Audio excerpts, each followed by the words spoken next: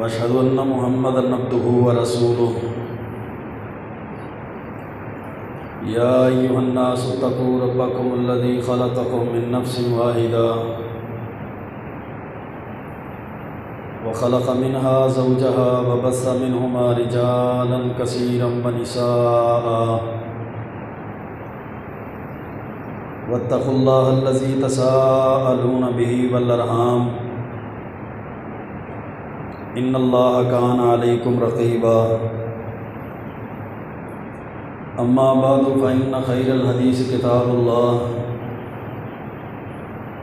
وخير الهدي هدي محمد صلى الله عليه وسلم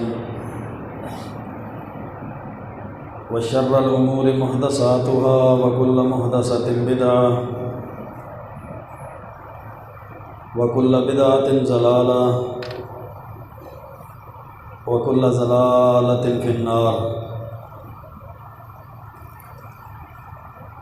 قال الله عز وجل في كلامه العزيز أعوذ بالله السميع العليم من الشيطان الرجيم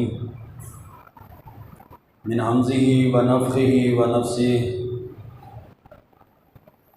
بسم الله الرحمن الرحيم فإن آمنوا بمثل ما آمنتم فقد اهتدوا وقال الله عز وجل في مقام آخر محمد رسول الله والذين معه أشداء على الكفار رحماء بينهم تراهم ركعا سجدا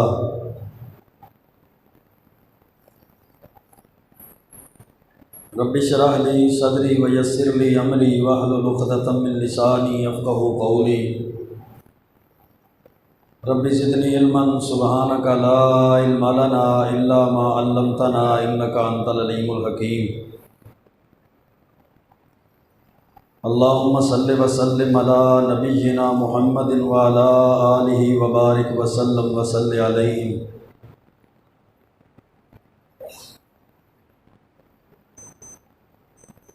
خلافت راشدہ کے دوسرے تاجدار 22 لاکھ مربع میل پر اسلام کا پرچم لہرانے والے فتوحات اور نظام حکومت میں مساوات اور عدل، اسلامی تاریخ کی اولو العزم اور عبقری شخصیت خسر رسول اللہ صلی اللہ علیہ وسلم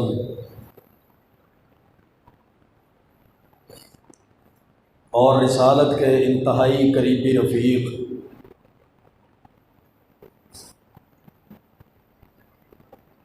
وہ نبی نہیں تھے، لیکن اللہ نے ان کی زبان پر حق اور وہ مضامین جاری کر دیے جو وحی کا حصہ بن گئے۔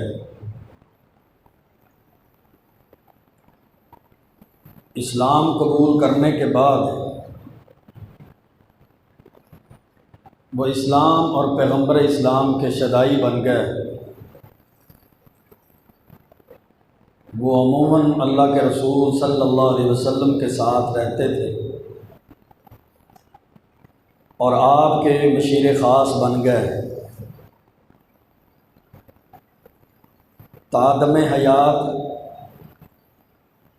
اسلام اور اہل اسلام کے لیے اپنی زندگی کو وقف کر دیا۔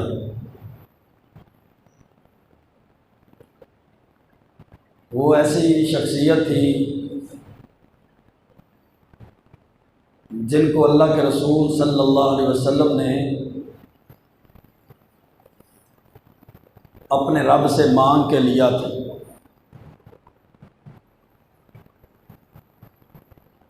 یعنی کہ وہ مراد مصطفیٰ صلی اللہ علیہ وسلم تھی۔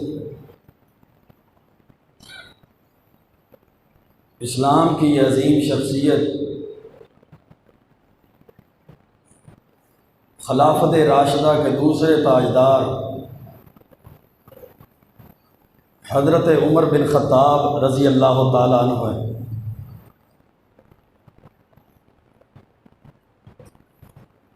جن کو دوران نماز جماعت کرواتے ہوئے ابو لولو فروز مجوسی ایرانی نے خنجروں سے وار کر کے زخمی کر دیا۔ 26 ذوالقعدہ کو وہ زخمی ہوئے اور تاریخ کے مطابق 1 محرم الحرام کو وہ شہید ہو گئے۔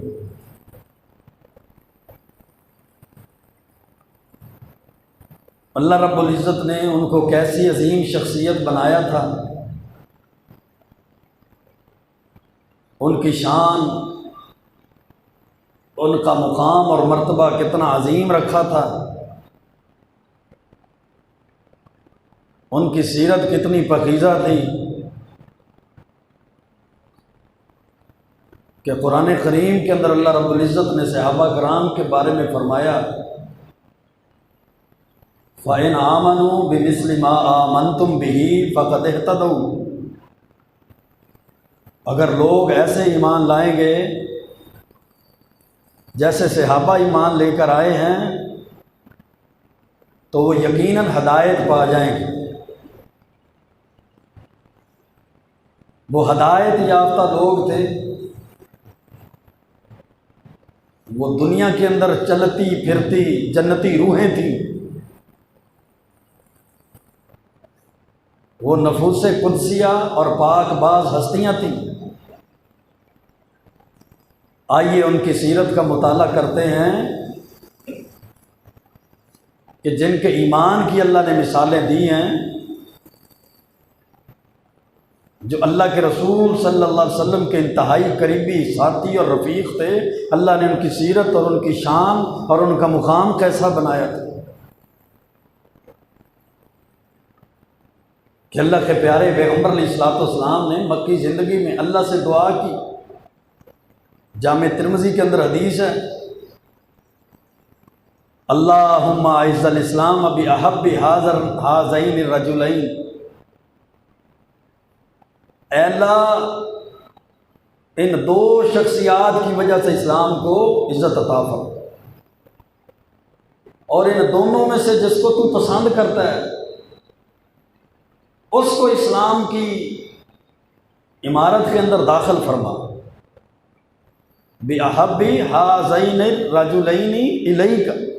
جو تجھے ان دونوں میں محبوب ہے وہ اسلام قبول کر لے۔ بِأَبِي جَهْلٍ أَوْ بِعُمَرَ بْنِ الْخَطَّاب، ابو جہل یا حضرت عمر بن خطاب رضی اللہ تعالیٰ۔ اللہ کے رسول علیہ الصلوۃ والسلام کی دعا کو اللہ نے قبول کر لیا۔ مسلمان کمزور تھے، اللہ کے رسول علیہ السلام نے دعا کی، اللہ نے حضرت عمر بن خطاب کو اسلام کی عمارت میں داخل کر دیا، اور پھر ایسے داخل ہوئے، ایسا اسلام قبول کیا کہ حضرت عبداللہ بن مسعود رضی اللہ تعالیٰ عنہ فرماتے ہیں، صحیح بخاری کی حدیث ہے، ما زلنا عزتا منذ اسلم عمر، جب سے حضرت عمر نے اسلام قبول کیا ہم عزت کی زندگی گزارنا شروع ہو گئے۔ ہم پھر ڈرے نہیں، ہم پھر مغلوب نہیں ہوئے، مفتون نہیں ہوئے۔ ما زلنا عزتا منذ اسلم عمر، جب سے حضرت عمر اسلام قبول کر آئے ہم پھر عزت سے رہنے لگ گئے۔ ما زلنا عزتا، ہم نے عزت کی زندگی گزاری۔ اللہ نے اپنے اس محبوب بندے کا اس قدر رعب اور دبدبہ رکھا۔ اللہ کے رسول صلی اللہ علیہ وسلم کی زبان نبوت سے ان کے ایمان کی گواہی دی گئی، ان کے علم کی گواہی دی گئی، ان کے دین کی گواہی دی گئی۔ صحیح بخاری کے اندر حدیث ہے، اللہ کے پیارے پیغمبر علیہ السلام فرماتے ہیں، بینا انا نائم رأیت الناس عرضوا علیہ، میرے صحابہ میں ایک دفعہ سویا ہوا تھا کہ لوگوں کو میرے سامنے پیش کیا گیا، وَعَلَيْهِمْ قُمُسٌ اجْتَرَّحُوا وَعَلَيْهِمْ قُمُسٌ فَمِنْهَا مَا يَبْلُغُ الثَّدْيَ، اور جن لوگوں کو میرے سامنے پیش کیا گیا ان کے اوپر قمیضیں تھیں، کسی کی قمیض اس کی چھاتی تک پہنچتی تھی، وَمِنْهَا مَا يَبْلُغُ دُونَ ذَلِكَ، اور کسی کی قمیض چھاتی سے نیچے تک پہنچتی تھی۔ اسی حالت میں عرض علیہ عمر، میرے سامنے حضرت عمر کو خواب میں میرے سامنے پیش کیا گیا، وَعَلَيْهِمْ قُمُسٌ اجْتَرَّحُوا، اور حضرت عمر پر اتنی لمبی قمیض تھی کہ اس کو وہ کھینچ رہے تھے، وہ لٹک رہی تھی اور ان کو وہ کھینچ رہے، سب سے لمبی قمیض حضرت عمر پر۔ صحابہ نے سوال کیا، فما اولتہ یا رسول اللہ، اے اللہ کے محبوب پیغمبر آپ اس خواب کی تعبیر کیا کرتے ہیں؟ آپ نے فرمایا یہ جو مجھے خواب میں قمیصیں دکھائی گئی ہیں نا، لوگوں کے اوپر قمیصیں تھیں، کسی کی چھاتی تک پہنچتی ہے تو کسی کی اس سے نیچے، اور حضرت عمر کی قمیص دکھائی گئی کہ اس کو کھینچ رہے ہیں، میں اس کی تعبیر کرتا ہوں کہ الدین، اس سے دین مراد ہے۔ اللہ کے رسول صلی اللہ علیہ وسلم کی زبان نبوت سے حضرت عمر کے دین کی گواہی دی گئی۔ پھر اللہ کے رسول علیہ الصلوۃ والسلام میں صحیح بخاری کے اندر حدیث ہے، حضرت عمر کے ایمان کی گواہی بھی دی ہے۔ عبداللہ بن حشام فرماتے ہیں نا کہ ہم اللہ کے رسول صلی اللہ علیہ وسلم کے ساتھ تھے، وَهُوَ آخِذٌ بِيَدِ عمر ibn al Khattab، اور اللہ کے محبوب پیغمبر نے حضرت عمر بن خطاب کا ہاتھ پکڑا ہوا تھا۔ فقال له عمر یا رسول اللہ، حضرت عمر نے فرمایا اللہ کے رسول، لَأَنْتَ أَحَبُّ إِلَيَّ مِنْ كُلِّ شَيْءٍ، آپ مجھے ہر چیز سے زیادہ محبوب ہیں، میں آپ سے ہر چیز سے زیادہ محبت کرتا ہوں، الا من نفسی، سوائے اپنی جان کے، میری جان کے علاوہ دنیا کائنات کی ہر چیز سے زیادہ آپ مجھے محبوب ہیں، دنیا کائنات کی ہر چیز سے زیادہ میں آپ سے محبت کرتا ہوں۔ اللہ کے پیارے پیغمبر علیہ السلام نے فرمایا، عمر لا والذی نفسی بیدہ حتی اکون احب الیک من نفسک، نہیں عمر، قسم اس ذات کی جس کے ہاتھ میں میری جان ہے، اس وقت تک نہیں جب تک میں تجھے تیری جان سے زیادہ محبوب نہ ہو جاؤں۔ حضرت عمر رضی اللہ تعالیٰ عنہ فرمانے لگے، واللہ لانت احب الی من نفسی، اللہ کے محبوب پیغمبر آپ مجھے میری جان سے بھی زیادہ محبوب ہیں، دنیا کائنات کی ہر چیز سے بھی زیادہ محبوب ہیں، اور مجھے میری جان سے بھی زیادہ محبوب ہیں۔ تو اللہ کے رسول علیہ الصلوۃ والسلام نے فرمایا، عمر الآن، اب تو ایمان والا ہوا ہے، اب سب سے زیادہ ایمان والا ہے، اب اللہ نے تیرے ایمان کو مکمل کر دیا ہے، الآن یا عمر۔ اللہ کے رسول علیہ السلام نے پھر حضرت عمر کے ایمان کی گواہی دی۔ میرے بھائیوں، دوستوں اور بزرگوں، یہ بہت بڑی شخصیات تھی، اللہ نے ان کو دنیا کائنات میں اپنے نبیوں کے بعد سب سے عظیم ترین شخصیات بنایا تھا۔ اللہ رب العزت نے دنیا کائنات کے اندر اپنے انبیاء رسولوں کے بعد سب سے عظیم ترین مراتب جن کو عطا کیے تھے، شان اور مقام جن کو عطا کی تھی، وہ صحابہ کرام رضوان اللہ علیہ مجمعین تھے، اور صحابہ کرام میں خلفائے راشدین رضوان اللہ علیہ مجمعین تھے۔ اللہ نے ان کے ایمانوں کی گواہی خود بھی دی، اور اپنے محبوب پیغمبر کی زبان نبوت سے بھی اللہ نے ان کے ایمان کی گواہی دی۔ اللہ نے ان کی کامیابی کی گواہیاں خود بھی دی ہیں، اور اللہ کے رسول صلی اللہ علیہ وسلم کی نبوت والی زبان سے بھی دلائی ہیں۔ اللہ کے رسول نے ان کے دین کی گواہیاں بھی دی، اللہ کے رسول نے ان کے علم کی گواہیاں بھی دی، اللہ کے رسول علیہ السلام نے ان کے ایمان کی گواہیاں بھی دی۔ صحیح بخاری کے اندر حدیث ہے نا، اللہ کے رسول علیہ السلام فرماتے ہیں، میرے صحابہ، ایک دفعہ میں سویا ہوا تھا کہ خواب نے میں نے دودھ پیا، حتی انظر الی الریا، یہاں تک کہ میں نے اس دودھ کی تری کو دیکھا، یجری فی ظفری، کہ وہ دودھ کی تری میرے ناخنوں کے اندر محسوس، میں دیکھ رہا ہوں کہ اس دودھ کی تری سیرابی میرے ناخنوں کے اندر نظر آ رہی ہے۔ ثم ناولت عمر، پھر میں نے وہ دودھ پی کے حضرت عمر کو دے دیا۔ صحابہ نے پوچھا اللہ کے رسول فما اولتم، اس خواب کی تعبیر آپ کیا کرتے ہیں؟ آپ نے فرمایا العلم، اس خواب کی تعبیر علم ہے۔ اللہ نے اس قدر حضرت عمر فاروق رضی اللہ تعالیٰ عنہ کو علم عطا کیا کہ اس علم کی گواہی اللہ کے رسول علیہ الصلوۃ والسلام نے دی، اور پھر حق گوئی کی نبوی بشارت بھی ہے۔ حضرت عمر بن خطاب رضی اللہ تعالیٰ عنہ جن کے سچے اور حق پر ہونے کی گواہی اللہ کے رسول علیہ الصلوۃ والسلام نے دی۔ حضرت عمر ہمیشہ حق پر مبنی گفتگو فرمایا کرتے تھے، آپ کے فیصلے برحق ہوتے تھے، اور کتنے ہی موقع ایسے ہیں کہ جب حضرت عمر فاروق رضی اللہ تعالیٰ عنہ نے اللہ کے رسول علیہ الصلوۃ والسلام کو مشورہ دیا تو اللہ تعالیٰ نے حضرت عمر کی موافقت میں قرآن کریم کو نازل فرما دیا۔ خود حضرت عمر فرماتے ہیں وافقت ربی ثلاثا،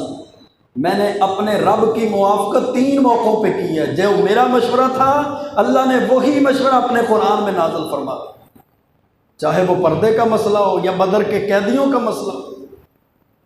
اتنی عظیم شخصیت ہے۔ اسی لیے تو حضرت ابو ہریرہ رضی اللہ تعالیٰ عنہ کی روایت ہے مسند احمد اور جامع ترمذی کے اندر کہ اللہ کے رسول علیہ الصلوۃ والسلام نے فرمایا ان اللہ تعالی جعل الحق علی لسان عمر وقلبہ، اللہ نے حضرت عمر کی زبان پر اور اللہ نے حضرت عمر کے دل کے اوپر حق کو نازل کیا۔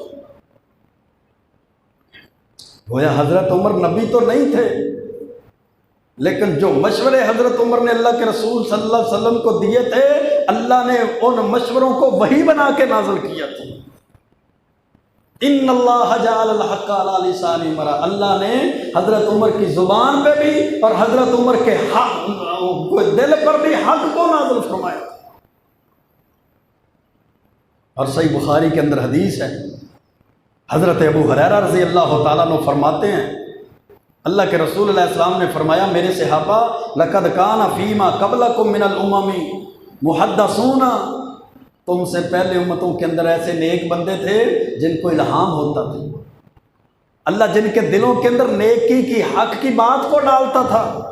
فَإِن يَكُ فِي أُمَّتِي أَحَدٌ فَإِنَّهُ عُمَرُ، اگر میری امت میں ایسا کوئی بندہ ہے جس کو اللہ کی طرف سے الہام ہوتا ہے، جس کے دل کے اندر اللہ الہامی بات ڈالتا ہے، حق کو نازل کرتا ہے، فَإِن يَكُ فِي أُمَّتِي أَحَدٌ فَإِنَّهُ عُمَرُ، اگر میری امت میں ایسا کوئی ہے تو وہ حضرت عمر بن خطاب رضی اللہ تعالیٰ۔ گویا کہ حضرت عمر صاحب الہام تھے، اللہ جن کے دل کے اندر حق بات کو رکھ دیا کرتا تھا، جن کے دل میں الہام نازل ہوا کرتا تھا، اللہ حق کو نازل کرتا تھا۔ اور جب دین کی بات آتی تھی، دینی امور کی بات آتی تھی، دین پر عمل کی بات آتی تھی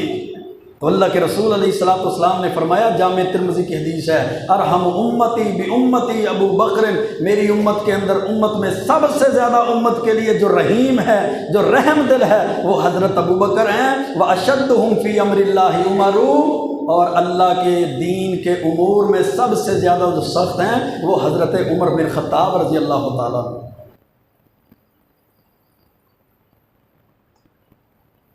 یہ دین کی بات ہے، یہ دنیا کی کامیابی کی بات ہے، یہ دنیا کی سرداریوں کی بات ہے، یہ ایمان کی تکمیل کی بات ہے، یہ دین کی گواہیوں کی بات ہے، یہ علم کی گواہیوں کی بات ہے۔ لیکن جب جنتوں کی بات ہوئی تو جامع ترمذی کے اندر حدیث ہے، اللہ کے رسول علیہ الصلوۃ والسلام کے سامنے حضرت ابو بکر اور حضرت عمر آئے، آپ نے صحابہ کو فرمایا میرے صحابہ حاذان سیدا کہول اہل الجنہ، یہ دونوں جنتی بوڑھوں کے سردار، جنتی عمر رسیدہ لوگوں کے سردار جنت کے اندر کون ہوں گے؟ حضرت ابو بکر ہوں گے اور حضرت عمر ہوں گے،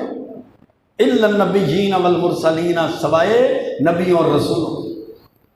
نبیوں اور رسولوں کے علاوہ جنت کے اندر جتنے بزرگ لوگ جائیں گے، عمر رسیدہ لوگ جنت کے اندر جائیں گے، اللہ نے عمر رسیدہ لوگوں کی سرداری جناب حضرت ابو بکر رضی اللہ تعالیٰ عنہ کو دی ہے، اللہ رب العزت نے جنتی عمر رسیدہ لوگوں کی سرداری جناب حضرت عمر بن خطاب رضی اللہ تعالیٰ عنہ کو دی۔ جس طرح دوسری روایت میں آتا ہے نا، اللہ کے رسول علیہ الصلوۃ والسلام نے فرمایا اپنے نواسوں کے بارے میں، حضرت حسن کے بارے میں، حضرت حسین کے بارے میں رضی اللہ تعالیٰ عنہ، سیدہ شباب اہل الجنہ، کہ میرے یہ بیٹے حضرت حسن اور حضرت حسین جنتی نوجوانوں کے سردار ہوں گے۔ کیا معنی ہوا کہ دنیا کے اندر جو نوجوان فوت ہوں گے، بچپن کی حالت میں فوت ہوں گے، جب جنت میں جائیں گے تو ان نوجوانوں کی سرداری اللہ حضرت حسن اور حضرت حسین کو دے گا۔ اور جو جنت کے بوڑھے، جنت میں تو سارے جوان ہوں گے نا، لیکن دنیا کے اندر جو بزرگی کی حالت میں فوت ہوئے، عمر رسیدہ لوگ فوت ہوئے، جب وہ جنت میں جائیں گے اللہ ان بزرگوں کی سرداری حضرت ابو بکر اور حضرت عمر بن خطاب رضی اللہ تعالیٰ عنہ کو دے گا۔ کتنے بہترین شخصیت، کتنے بہترین لوگ ہیں، کتنی پاکیزہ ہستیاں ہیں، کتنی نفوس قدسیاں ہیں، پاک باز ہستیاں ہیں۔ کسی کے ایمان کی گواہی ان کے گھر والے دیتے ہیں تو کسی کی ایمان کی گواہی ان کی جماعت دیتی ہے، کسی کے ایمان کی گواہی ان کی برادری قومیت دیتی ہے، ان کا گروہ دیتا ہے۔ لیکن یہ وہ عظیم شخصیت ہیں جن کے ایمانوں کی گواہی اللہ رب العزت نے آسمان کی بلندیوں سے نازل فرمائی ہے۔ فَإِنْ آمَنُوا بِمِثْلِ مَا آمَنْتُمْ بِهِ فَقَدِ اهْتَدَوْا، اگر لوگ ایسے ایمان لائیں جس طرح حضرات صحابہ کرام ایمان لے کر آئے ہیں، فَقَدِ اهْتَدَوْا، جس طرح وہ ہدایت پا چکے ہیں اس طرح لوگ ان کی پیروی کرنے والے بھی ہدایت پا جائیں۔ تو کسی کو ان کے ایمان پہ شک ہے؟ اگر کوئی ان کے ایمان پہ شک کرتا ہے، ان کی قربانیوں پہ شک کرتا ہے، ان کی جان اور مال کی دی ہوئی قربانیوں پہ شک کرتا ہے، تو اللہ کی قسم وہ اپنے ایمان کو ختم کرتا ہے۔ ان کے ایمان کی نفی کرنے سے ان کے ایمان کی نفی نہیں ہو جائے۔ اگر کوئی 1400 سال گزرنے کے بعد بھی کہتا ہے نا نعوذ باللہ معاذ اللہ، حضرت ابو بکر غاصب تھے، حضرت عمر فاروق غاصب تھے، وہ حکمرانی اور خلافت کو چھیننے والے، وہ فدق کا باغ کھانے والے، وہ اہل بیت کا حق غصب کرنے والے تھے، تو رب کعبہ کی قسم ہے اللہ کے قرآن کے مطابق وہ پکے اور سچے مومن تھے، ان کے ایمان کی نفی کرنے والے کے دل سے ایمان خارج ہو جائے۔ خلفائے راشدین وہ شخصیات ہیں جن کے بارے میں اللہ کے رسول علیہ السلام نے فرمایا تھا، میرے صحابہ جو تم میں سے زندہ رہے گا عنقریب امت کے اندر وہ اختلافات کو دیکھے گا، لیکن جب امت کے اندر وہ اختلافات کو دیکھے، امت مختلف فرقوں کا شکار ہو جائے، مختلف گروہوں اور مختلف فتنوں کے اندر بڑھ جائے، تو پھر تم نے کیا کرنا ہے؟ علیکم بسنتی وسنت الخلفاء الراشدین المہدیین، تم نے میرے طریقے پر چلنا ہے اور میرے خلفاء راشدین کے طریقے پر چلنا ہے۔ عضو علیہا بالنواجذ، اور تم نے ایسے اس کو پکڑ لینا ہے جیسے کسی چیز کو دانتوں سے جاڑوں سے مضبوط پکڑا جاتا ہے، تم نے میرے خلفاء راشدین کے طریقے کو مضبوطی سے ایسے تھامو۔ وہ حق والے لوگ تھے، حق پہ ڈٹ جانے والے لوگ تھے، اللہ نے ان کو پیدائش سے لے کر جوانی اور بڑھاپے تک، حتیٰ کہ قبر کی وادیوں تک اللہ نے ان کو حق والے بنایا تھا۔ اولئک هم المؤمنون حقا، یہ اللہ کا قرآن ہے، وہ سچے مومن تھے۔ اولئک الذین امتحن اللہ قلوبہم للتقوی، اللہ نے ان کے دلوں کو جانچ لیا تھا، امتحان لے لیا تھا، تقوی کے لیے اللہ نے جانچ لیا تھا۔ اور یہ تو وہ عظیم شخصیت ہیں جن کے بارے میں مسلم امت کے اندر آج شکوک و شبہات پیدا کیے جاتے ہیں، کبھی اہل بیت کی محبت کی آڑ میں شکوک و شبہات پیدا کیے جاتے ہیں، کبھی تاریخ کے اندر رد و بدل کر کے شکوک و شبہات پیدا کیے جاتے ہیں، کبھی جناب اور فتنوں کا نوجوانوں کو شکار کیا جاتا ہے، اور حضرت عمر اور حضرت ابو بکر جیسی عظیم شخصیت جو اس دنیا کائنات کے اندر انبیاء رسولوں کے بعد سب سے عظیم ترین ہستیاں ہیں، ان کے نعوذ باللہ ایمانوں کی نفی کی جاتی ہے۔ جامع ترمذی کے اندر حدیث ہے جن کے بارے میں اللہ کے رسول علیہ السلام نے فرمایا تھا، میرے صحابہ لو کان بعدی نبی لکان عمر ibn al Khattab، اگر میرے بعد کوئی نبی آنا ہوتا تو وہ حضرت عمر بن خطاب اللہ کے نبی بن کے آتے۔ اس سے پیچھے کس چیز، اس کے پیچھے کس چیز کی کمی رہ جاتی ہے کہ جس شخصیت کے علم کی اللہ کے رسول نے گواہی دے دی، جس شخصیت کے ایمان کی اللہ کے رسول نے گواہی دے دی، جس شخصیت کے دین کی گواہی اللہ کے رسول علیہ السلام نے دے دی، جس شخصیت کے حق پہ ہونے کی گواہی دے دی، اس کی زبان اور دل پر حق نازل ہونے کی گواہی دے دی کہ اللہ ان کو الہام حق کرتا ہے، یہ گواہی دے دی، دینی امور میں انتہائی سخت ہیں، یہ گواہی دے دی، اور جنتی بزرگوں کے سردار جن کو قرار دیا، اللہ کے رسول علیہ الصلوۃ والسلام نے اسی عمر کے بارے میں فرمایا لو کان بعدی نبی لکان عمر ibn al Khattab۔ حضرت عمر کا مقام اتنا ہے، حضرت عمر کا مرتبہ اتنا ہے، حضرت عمر کی شان اتنی ہے، حضرت عمر کا جناب منقب اتنا اور مناقب اتنے ہیں، لو کان بعدی نبی، اللہ نے اس شخصیت میں اوصاف اس قدر زیادہ رکھے ہیں، اللہ نے اس شخصیت کے اندر خوبیاں اس قدر زیادہ رکھی ہیں، اگر میرے بعد کوئی نبی آنا ہوتا لکان عمر ibn al Khattab، تو وہ حضرت عمر بن خطاب رضی اللہ تعالیٰ عنہ۔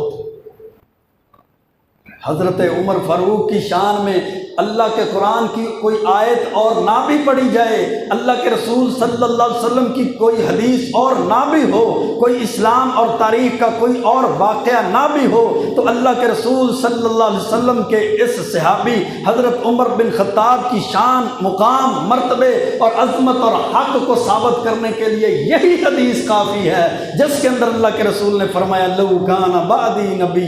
لکان عمر ibn al Khattab، اگر میرے بعد نبوت کا سلسلہ جاری رہنے والا ہوتا تو میرے بعد حضرت عمر بن خطاب نبی بن کے نازل ہوتے۔ اور ایمان اس قدر مضبوط تھا، عمل اس قدر مضبوط تھے، راستہ اس قدر مضبوط تھا، حق پر یقین اس قدر مضبوط تھا کہ صحیح بخاری کی حدیث ہے، اللہ کے رسول علیہ السلام نے فرمایا یا ابن الخطاب، اے عمر بن خطاب، والذی نفسی بیدہ، اس ذات کی قسم ہے جس ذات کے ہاتھ میں میری جان ہے، ما لقیک الشیطان سالکا فجا قط الا سالکا فجا غیر فجکا، تیرے راستے میں شیطان بھی آ جائے، اللہ کی قسم شیطان تیرے راستے کو بدل دیتا ہے، شیطان تیرے راستے میں نہیں آتا، وہ اپنا راستہ بدل دیتا ہے اور تیرے راستے کو چھوڑ دیتا ہے۔ شیطان بھی تیرے راستے کو چھوڑ دیتا ہے، تیرا سامنا شیطان بھی نہیں کر سکتا۔ اتنا مضبوط ایمان ہے، اتنا مضبوط علم ہے، اتنا مضبوط حق ہے، اتنی مضبوط ہدایت ہے، اور پھر ایمان بھی اس قدر مضبوط ہے۔ صحیح بخاری کی حدیث کو سنیے اور صحابہ سے اپنے محبت اور خلفائے راشدین سے اپنی محبت کو بڑھائیے۔ صحیح بخاری کے اندر حدیث ہے، حضرت ابو ہریرہ رضی اللہ تعالیٰ عنہ اس حدیث کے راوی ہیں، فرماتے ہیں کہ ایک دفعہ اللہ کے رسول علیہ السلام نے فرمایا ایک آدمی گائے پہ سواری کر رہا تھا، التفت الیہ، گائے نے چلتے چلتے اپنا منہ پیچھے کیا اور اس سوار کی طرف دیکھ کے مخاطب ہو کے گائے نے کہا لم اخلق لہذا، مجھے اللہ نے اس لیے پیدا نہیں کیا تو کہ میرے اوپر سوار ہو کے سواری کرے، خلقت للحراثتی، اللہ نے تو مجھے کھیتی باڑی کے لیے پیدا کیا ہے۔ اللہ کے رسول علیہ السلام فرماتے ہیں یہ گائے کا بولنا، حالانکہ گائے بول نہیں نہ سکتی، جانور ہے، بے زبان ہے، اللہ نے قوت گویائی انسان کو دی ہے، جانوروں کو، حیوانات کو نہیں دی، لیکن یہ جو جانور کا بولنا ہے نا، گائے کو اللہ نے قوت گویائی دی ہے، گائے اپنی زبان سے بول کر اپنے مالک ہو، یہ جو الفاظ کہہ رہی ہے نا، اللہ کے رسول علیہ السلام نے فرمایا میرے صحابہ آمنت بہ انا و ابو بکر و عمر، اس گائے کے بولنے پہ میں بھی ایمان لایا ہوں، ابو بکر بھی ایمان لایا ہے اور میرا عمر بھی ایمان لایا ہے۔ پھر فرمایا میرے صحابہ واخذ الذئب شاۃ فتبعها الراعی، ایک دفعہ ایک بھیڑیے نے ایک بکری کو پکڑ لیا، بکری کو پکڑ کے جب بھاگنے لگا تو چرواہا اس بھیڑیے کے پیچھے بھاگنے لگ گیا، فقال له الذئب من لها یوم السبوع یوم لا راعی لها غیری، تو بھیڑیا رک کر اس چرواہے کی طرف مخاطب ہو کے کہنے لگتا ہے او چرواہے آج تو میرے پیچھے بھاگ رہا ہے نا، اس دن کون ہوگا جب میرے علاوہ کوئی بکریوں کا چرواہا ہی نہیں ہوگا۔ تو یہ بھیڑیے کا بولنا، قوت گویائی اللہ کا عطا کرنا اور اس کا بولنا آمنت بہ انا و ابو بکر و عمر، میرے صحابہ اس بولنے پہ میں بھی ایمان لایا اور میرا ابو بکر بھی ایمان لایا اور حضرت عمر بن خطاب بھی ایمان لائے۔ ابو سلمہ رضی اللہ تعالیٰ فرماتے ہیں وما ہما یومئذ فی القوم، صحیح بخاری کی حدیث ہے، اللہ کے رسول علیہ الصلوۃ والسلام جب اپنے ایمان کے ساتھ حضرت ابو بکر اور حضرت عمر کے ایمان کی گواہی دے رہے تھے نا، وہ دونوں اس وقت لوگوں کے اندر موجود بھی نہیں تھے۔ وہ دونوں مجلس اور صحابہ میں اور قوم میں موجود بھی نہیں تھے، گویا کہ حضرت عمر کے غیر موجودگی میں اللہ کے رسول نے ان کی ایمان کی گواہی دی ہے، حضرت ابو بکر کی غیر موجودگی میں اللہ کے رسول علیہ الصلوۃ والسلام نے ان کے ایمان کی گواہی دی۔ آج کچھ بدبخت لوگ پتہ ہے کیا کہتے ہیں؟ نہیں جی وہ تو اوپر سے ایمان لائے تھے، اندر سے نعوذ باللہ ایمان نہیں لائے تھے۔ جن کے ایمان کی گواہی اللہ صورتوں کی صورت میں نازل قرآن میں کرتا رہا، جن کے ایمان کی گواہی قدم قدم پر اللہ کے رسول صلی اللہ علیہ وسلم دیتے رہے، ان کی موجودگی میں بھی اور ان کی غیر موجودگی میں بھی، جو موجود ہوتے پھر بھی ایمان کی گواہی دیتے، ان کے علم اور دین کی گواہی دیتے، اور جب صحابہ کرام میں حضرت عمر حضرت ابو بکر موجود نہ ہوتے تب بھی ان کے ایمان کی گواہی دیتے، تو پھر بھی اللہ کے رسول علیہ السلام ان کی غیر موجودگی میں ان کے ایمان کی گواہی دیتے۔ آج نعوذ باللہ کچھ بدبخت لوگ پھر بھی ان کے ایمان پہ شک اور شبہ کا اظہار کرتے۔ یہ تو ایمان کی گواہی ہے نا، ایک موقع پہ نہیں کئی موقع پہ اللہ کے رسول علیہ الصلوۃ والسلام نے ان لوگوں کو جنت کی بشارت بھی دی۔ حضرت عبداللہ بن مسعود فرماتے ہیں، جامع ترمذی کی حدیث ہے، اللہ کے رسول علیہ السلام صحابہ میں تشریف فرما تھے، آپ نے فرمایا یطلع علیکم رجل من اہل الجنہ، اور میرے صحابہ تم پر جو شخص آنے والا ہے نا، جو ابھی آ رہا ہے، جو ابھی تمہارے اوپر تمہارے پاس آئے گا، وہ جنتی شخص ہوگا۔ صحابہ نے دیکھا تو فطلع ابو بکر، حضرت ابو بکر مجلس کی طرف آ رہے تھے۔ پھر آپ نے فرمایا میرے صحابہ یطلع علیکم رجل من اہل الجنہ، اب پھر جو شخص تمہارے پاس آ رہا ہے نا، جو ابھی تمہاری مجلس میں آئے گا، وہ بھی جنتی شخص ہے۔ صحابہ فرماتے ہیں ہم نے دیکھا تو حضرت ابو بکر صدیق رضی اللہ تعالیٰ عنہ مجلس میں آ رہے تھے۔ جب دوسری مرتبہ آپ نے فرمایا کہ یطلع علیکم رجل من اہل الجنہ، اب جو تمہارے پاس شخص آئے گا وہ بھی جنتی ہے، تو صحابہ نے فرمایا فطلع عمر، ہم نے دیکھا تو حضرت عمر بن خطاب رضی اللہ تعالیٰ عنہ صحابہ کی مجلس میں آ رہے تھے۔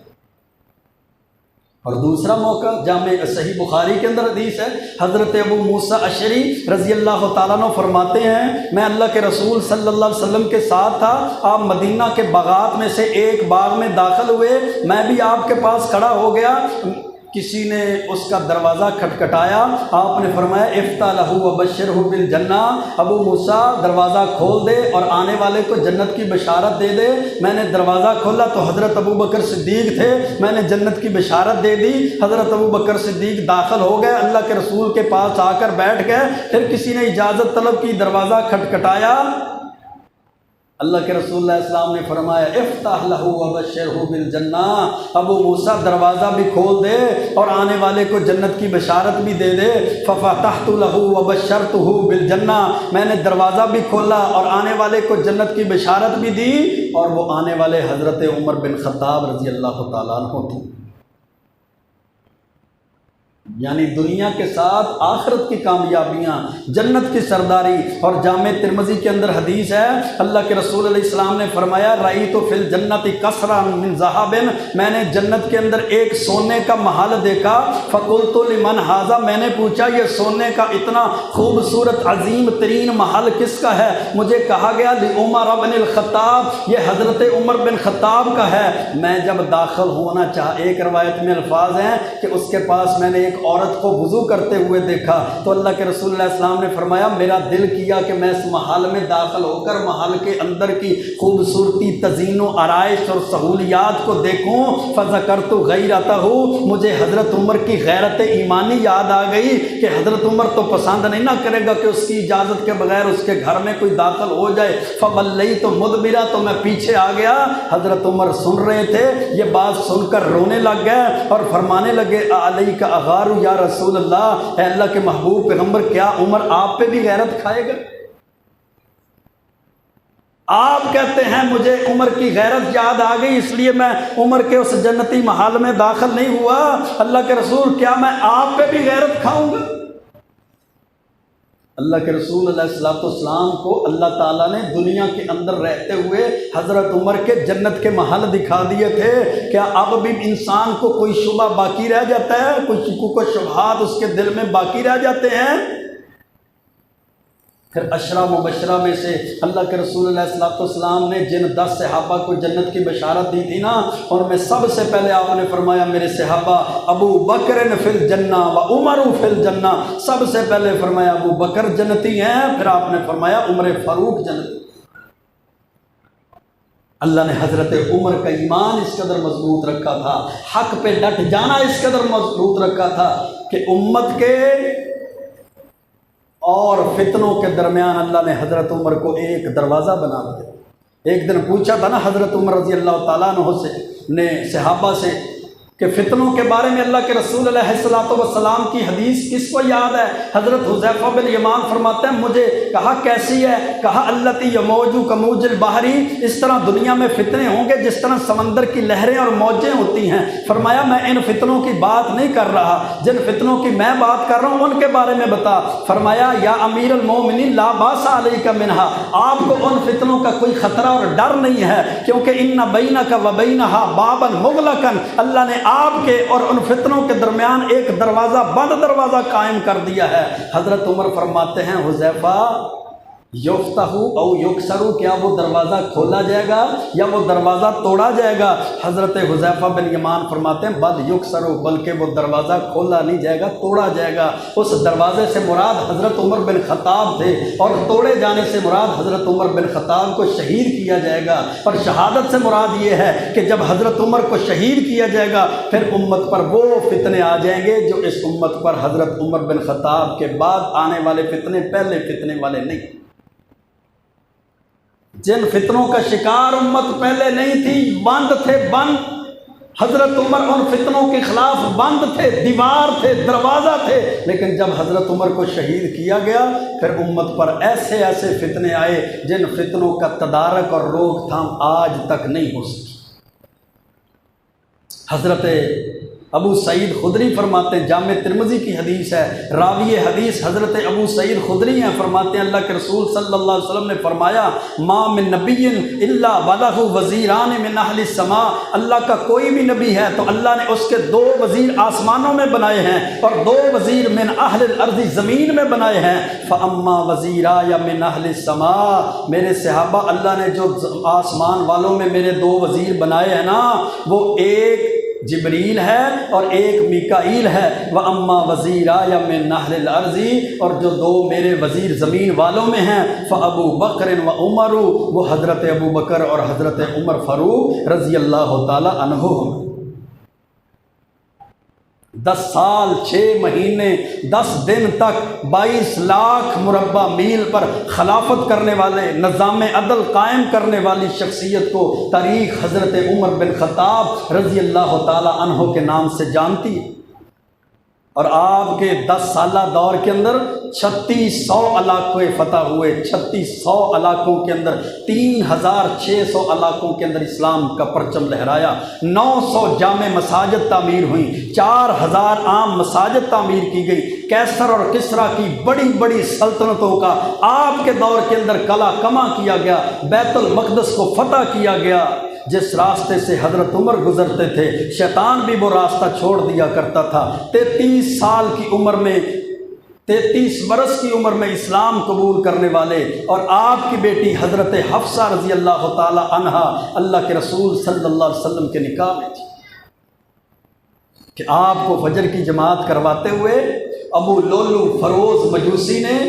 نماز کے اندر، جماعت کے اندر ہی، نماز کے دوران ہی خنجر مار کے زخمی کر دیا۔ پھر ان زخموں کی تاب نہ لاتے ہوئے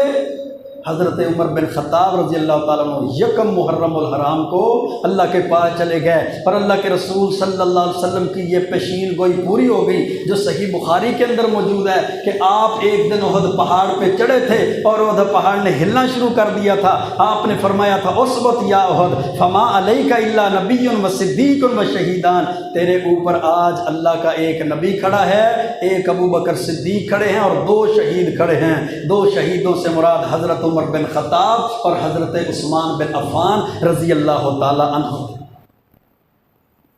یہ اسلام کی اولو العزم عبقری شخصیت تھی جنہوں نے اسلام کو غالب کیا، اسلام کے لیے جنگیں لڑی، اسلام کے لیے اپنے مال اور جان کو قربان کیا، اسلام کے لیے زندگی وقف کی، اسلام کے لیے ہی زندہ رہے اور اسلام کے لیے ہی اپنی جان کو قربان کیا۔ اور جس ابو لولو فروز مجوسی نے آپ کو شہید کیا تھا نا، اس کا دربار آج بھی ایران کے اندر موجود ہے، اور ایرانی رافضی لوگ اس کو پوجتے ہیں، اس کے دربار پہ جاتے ہیں، اس کی عبادت کرتے ہیں۔ یعنی شروع دن سے رافضیوں نے اسلام کے خلاف پراپوگنڈے کیے، اسلام کے خلاف انہوں نے بغاوتیں اور سازشیں کی، اور اسلام کے خلاف اور اسلام کو ختم کرنے کے لیے انہوں نے اپنی تگ و دو کی۔ اللہ سے دعا ہے اللہ ہمیں صحیح معنوں میں صحابہ کرام کی محبت کو اپنے دلوں میں بٹھانے کی توفیق عطا فرمائے، خلفائے راشدین کے راستے اور طریقے پہ چلنے کی توفیق عطا فرمائے، آل رسول اہل بیت سے محبت کی توفیق عطا فرمائے۔ اللہ وہ راستہ ہمیں دکھائے جس راستے پر اللہ نے اپنے نبی کو، اللہ نے اپنے نبی کے صحابہ کو چلایا، اسی اللہ راستے پر اسی طریقے پہ ہمیں زندہ رکھے اور اسی طریقے پہ ہمیں موت عطا کرے۔ وَقُولُوا قَوْلِي هَٰذَا أَسْتَغْفِرُ اللَّهَ لِي وَلَكُمْ وَلِسَائِرِ الْمُسْلِمِينَ۔